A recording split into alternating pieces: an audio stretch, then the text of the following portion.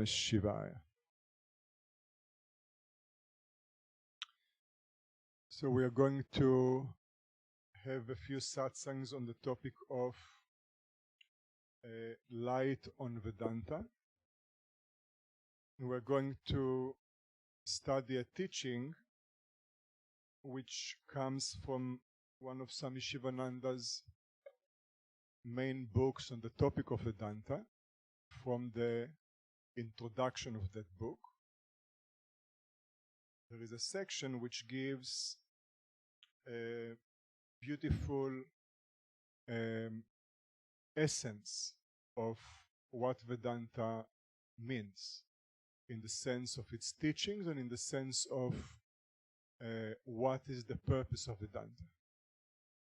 So what we will do is we will first of all read this, it's one paragraph of teaching, and then we will see what it means.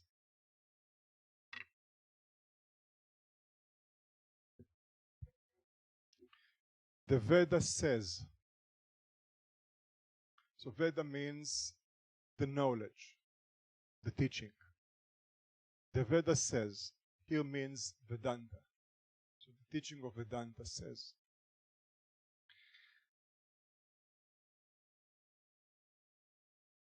by knowing Him alone does one cross beyond death. There is no other way to go over there. There is no other way to attain the immortal than the knowledge that the world and God are one, that the self and the absolute are identical, that Atman is Brahman. It is this saving knowledge, the realization of the unity of existence and consciousness in essence, that can raise us above from the erroneous notion that the objects of senses are real in themselves, that they are either desirable or undesirable or otherwise, that happiness is in the contents of the world of sense. Devotion to God, knowledge of reality alone, is the way to moksha or liberation.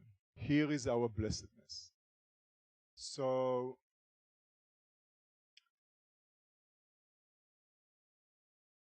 now we are going to see what it means. So basically, this teaching has few parts to it. First of all, it says that it speaks about crossing beyond death, going beyond death. So what is death? Death is the problem of all of us. So whether we know it or not, whether we think about it or not, whether it's in our awareness at the moment or not, death is operating in every one of us. Not once a year, also not once in a decade, but death is operating in us every moment. This death is called time, and basically we are being digested by time. If you look at what happens to you, what you see in the mirror, that happens to you slowly, you are being digested by time. You know, like food is digested. You know what happens to food when it's digested? It falls apart, right? So what we see in the mirror is time digesting us. That's basically the idea. So first of all, Vedanta says death is the common issue of all living beings. All living beings, whether they are aware of it or they preoccupy themselves for the time being with other things, that problem never goes away. It's all the time present in everyone. This problem is called impermanence or mortality. Swami Devananda, when he came to the West, he was very young and strong and fit, and you can see how he looked in the complete illustrated book of yoga. And then in later years, when he looked differently, he had the long white hair and bulky, and he wasn't flexible as he was in the early years, etc. He said, he showed the photo of him young, and then he said, look. And then he said, it didn't happen, it happened every moment. Everything is being eaten away by time, moment by moment. This is called mortality. Now, the point is that mortality is not who we are. We are not really mortal, the yogis teach. Mortality has to do with false identification. So Swami Devananda explained, for example, he loves tomatoes. He liked to eat tomatoes. And so he had lots of tomatoes in the body, right? Because the body is made of food. It's a food body. So then he said, while he's eating the tomatoes, he has a heart attack and he dies. This is an example. And then what happens? The tomatoes find themselves in Swami Devananda's body. Very fortunate. All this pranayama that went into all the cells of the body became this very powerful, energized yogic compost. And now you have this beautiful tomato plant coming out of all this prana that Swami Vishnu accumulated in his body. And then the tomato plant tells to Swami Vishnu, this is how Swami Vishnu says, you ate my cousin, now I'm going to eat you. So, and then he says, this is mortality. So the body is mortal. There is no saving the body. The only point that Vedanta says, we are not the body. We need to know who we are. If we falsely identify with what we are not, we are faced with the problem of mortality, the problem of impermanence. The problem can never go away as long as we have the false identification. It can only be removed when we know who we are. Now, actually, the problem is it's not only about death. That's not the meaning. It's about what is called suffering, which comes from limitations. So, so first of all, we need to understand something fundamental about what the yogis teach about our true identity and false identity, because that's the foundation of Vedanta. All the yogic teachings have to do with knowledge, but these are systems that have very powerful criteria for right knowledge and wrong knowledge. And because for yogis, knowledge is a matter of life and death, literally. You see, right knowledge leads you to freedom. Wrong knowledge leads you to bondage. For yogis, this is extremely serious. Therefore, they have very powerful systems of how to evaluate right and wrong knowledge. It's called pramanas. Because if you look at the world, see, this world is an amazing place. And what we see in the world, we see people doing all sorts of things. And the question is, when you look at the world and you see the people doing whatever they are doing, the question is, why do people do what they do? It's quite fascinating. If you look at the world, what people devote their time to, right? Some things are very beautiful and good. Some things are terrible. And it's all done by people. And what motivates them is the knowledge in their mind. See, so Lord Krishna teaches in the Bhagavad Gita, it is a person's faith or knowledge which drives them to how they perceive the world, and based on this, what they do in the world, how they see their fulfillment in the world, what's their relationship with the world. So, in any case, Vedanta explains to us the following thing. The most important thing we should understand is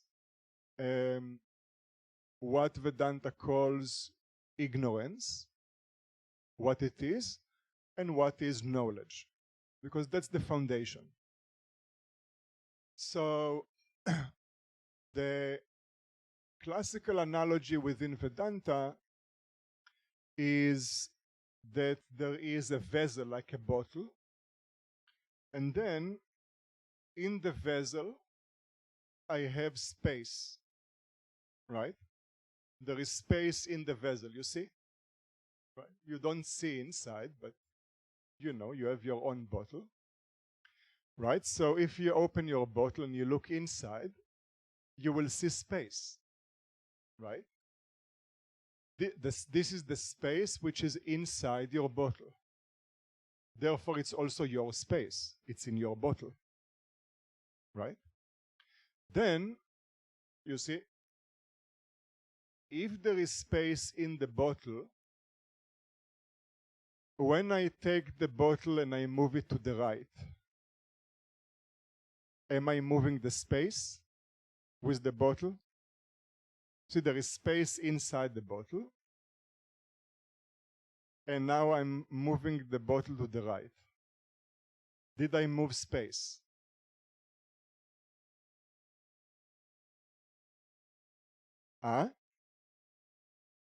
Yes, right? I move the space in the bottle. Exactly. Right? And then if I move the bottle back to the left, the space came back home. Right? And then if I turn the bottle upside down, is the space upside down? Why not? So, see, the point is that actually there is no space in the bottle. The bottle exists in space. You understand? There is no interiority for the space in relation to the bottle. There is no space in this bottle or anywhere. All objects actually exist inside space, not the other way around. You understand? So when you look in the bottle and you see the space in the bottle, what is it? What are you seeing? Because experientially you see it. You see the space in the bottle. What is it?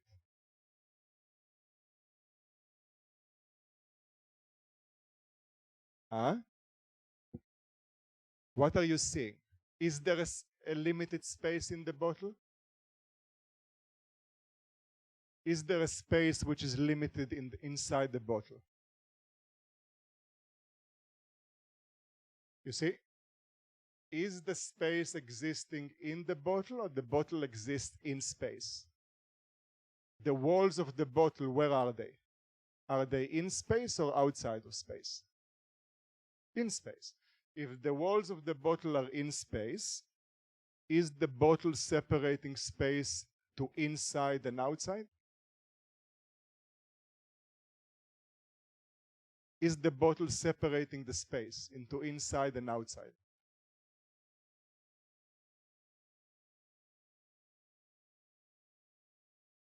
Is it? You see, it's like a magic show. Think about a magic show, right? So, the walls of the bottle, where do they exist? In space. So the space runs in and through the bottle. You understand? The bottle is not limiting the space. Is this clear? Okay? So the bottle exists in space.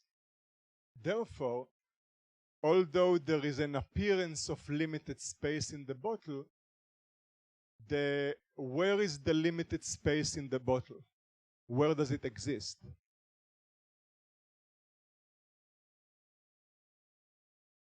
It's only in your mind.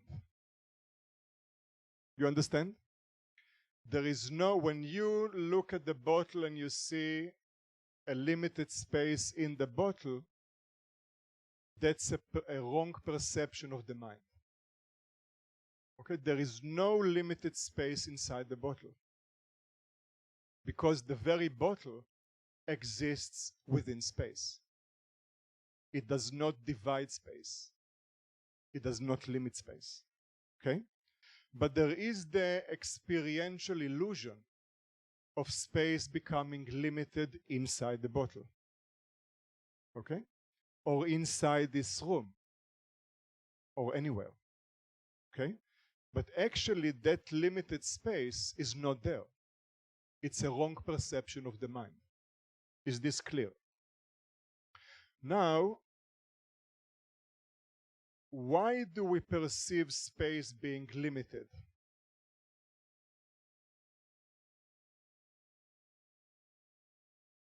What's the reason? Why do we perceive space being limited?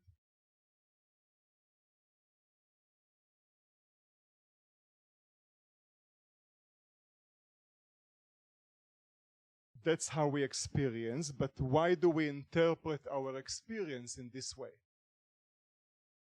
See, the reason is, you can think about it, we perceive the space to be limited in the bottle because we are ignorant of the true nature of space being limitless. You understand?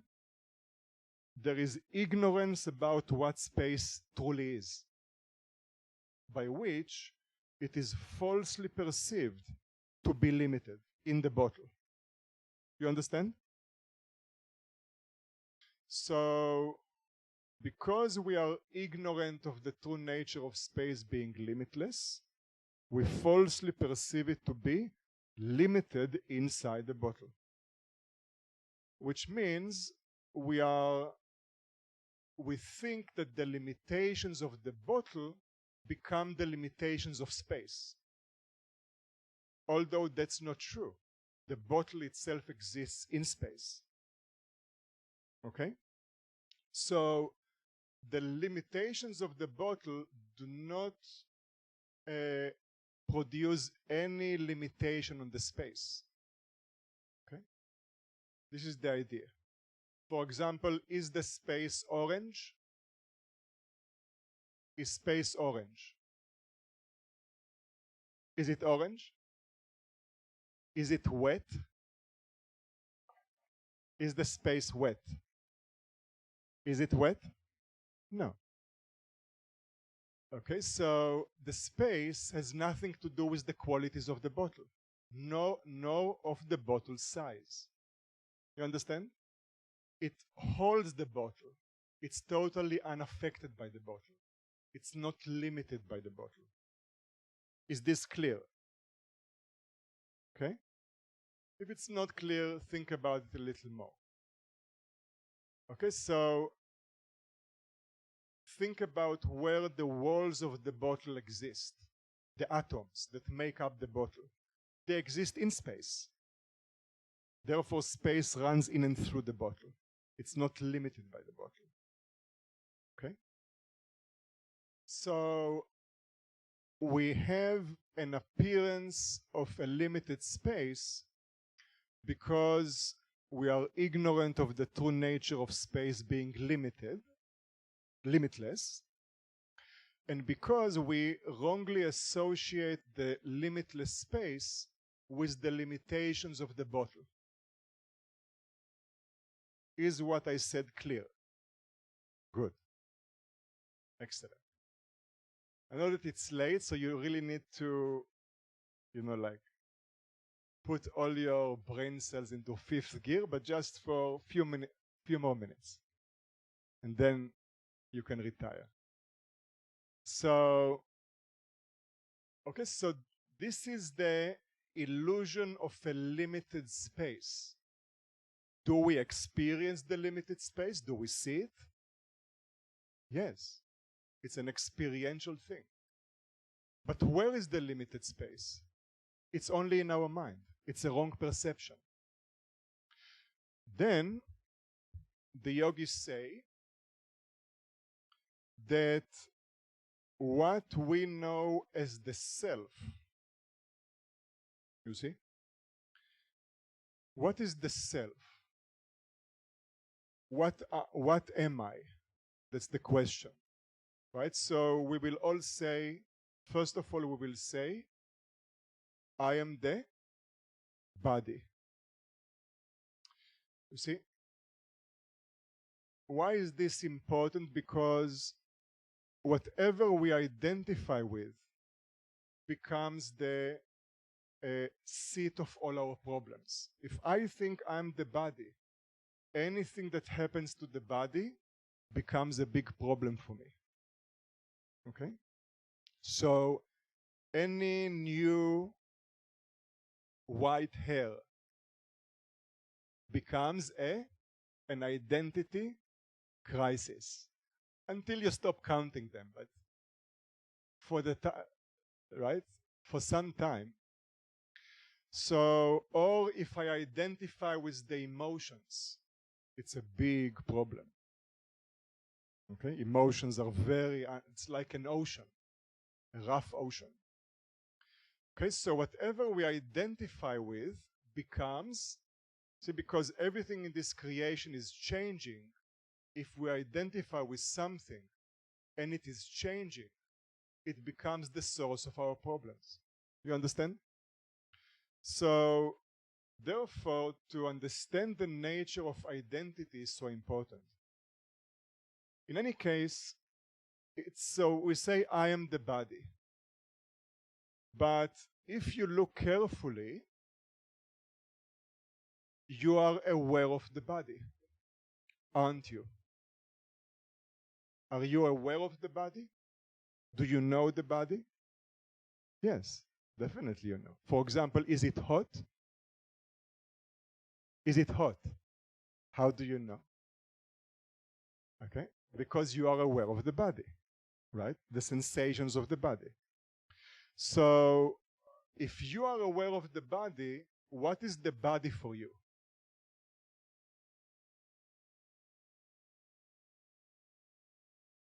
What is the body for you? If you are aware of the body, what is the body for you? Huh? Can't hear.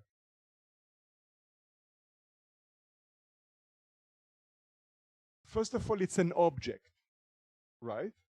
You are aware of it. You are the knower, and the body is known. It's known to you, right? How do you say, me body or my body? How do you say, me body or my body? My body, right? How do you say, me bottle or my bottle? My bottle. My, you say on objects that you possess or you think you possess, right? So my body means that the body is your object. You understand? So we are aware of the body. Actually, our true relationship to the body is one of knower and known. The body is an object.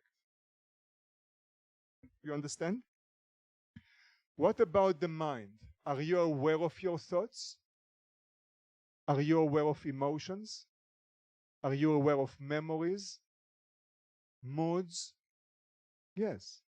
So, are you the mind or are you the knower of the mind? You are the knower of the mind. You see, it seems that you are the body, but you are the knower of the body. It seems that you are the mind, but actually, if you look at it, you are actually the knower of the mind. That's your accurate relationship to the mind. You are its knower. So what are you? The only thing which you can accurately say about who you are, if you look at it, is that you are a knower. You are a knowing awareness. You understand? You are the knower of the body. You are the knower of thoughts and emotions. You are the knower of your beliefs. You are the knower of the world. You are a knower. This is the real accurate thing which you can say about who you are. You are a knowing awareness. If you say, I am the body, that's not accurate, because the body is an object for you. If you say, I am the mind, that's not accurate, because your relationship to the mind is that you are its knower. It's an object. So therefore, you are a knower. Now, then, the yogis say something very beautiful, you see. The knower that we experience ourselves to be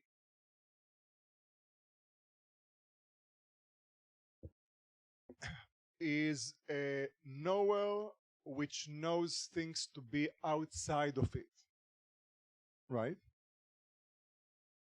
Which means you are the knower and you are aware of things which are outside of you, which means they are not you. They are a limitation on you. Okay, so for example, if there are emotions in the mind, are you impacted by them? Are you impacted by emotions? Yes. Are you conditioned by emotions? Yes. Are you feeling elated or depressed by emotions? Yes. Are you limited by emotions? Yes. Now, are you limited by the body and its sensations and experiences? Yes. So if there is pleasure or pain in the body, are you impacted? Yes. Are you elated or depressed? Yes. Okay, so then things happen in the world, right? People you are in a relationship with, events in the world, etc. Are you conditioned by those things? Yes. Which means as those things change, are they impacting you? Yes. So anything, you see, anything in your mind, anything in your body, anything in the world outside of you impacts you, conditions you, limits you. Right? This is what the yogis call samsara. Samsara means pain. Because if anything in the mind, the body, and the world impacts you, can you ever be free from pain, from being conditioned and limited by things? No.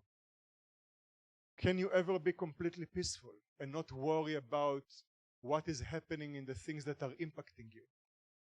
Never. You understand? So this state of being conditioned by whatever we know, meaning the mind, the body, and the world, is what the yogis call samsara, or suffering, bondage. Because we are conditioned and impacted by anything that we know, and therefore we are bound. Is this clear? Good. So we cannot stop the lecture in this point because we have to go to sleep uplifted, right? So the point is just to understand, and then we'll continue tomorrow. The yogis explain that our limited sense of self, the I am, the knower, which seems to be limited by the mind, by the body, etc., is exactly like the limited space in the bottle. You see? What makes the space appear limited to the bottle is ignorance. Is the space actually limited in the bottle? Is there an actual limitation? No. Space is infinite. It's just a wrong perception. In the same way, the yogis say that what we experience as the self, the I am, the knower, is actually a limitless reality. It is not bound by anything. Nothing conditions it. Nothing impacts it. The only thing which gives rise to the sense that we are bound by what we experience is ignorance to the true nature of the self. Just like ignorance of the true nature of space. Same thing. By which we appear to be limited by our thoughts and emotions, limited by physical attributes and sensations, and limited by the events in the world. You understand? So as long as we are in the position of being the limited self, there is no way to remove suffering. No way. Suffering will always be there. As long as duality is there, there is no way to remove suffering, ever. Only by knowing the true nature of the one who knows, that is actually limitless, we can become free. The freedom is already ours. It's a matter of knowing the limitless nature of the self. This is the idea. The unconditioned. Okay? So we'll stop here.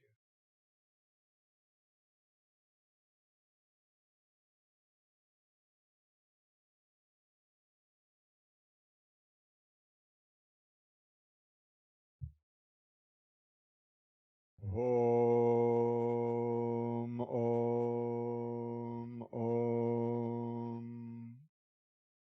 Shanti, Shanti, Shanti.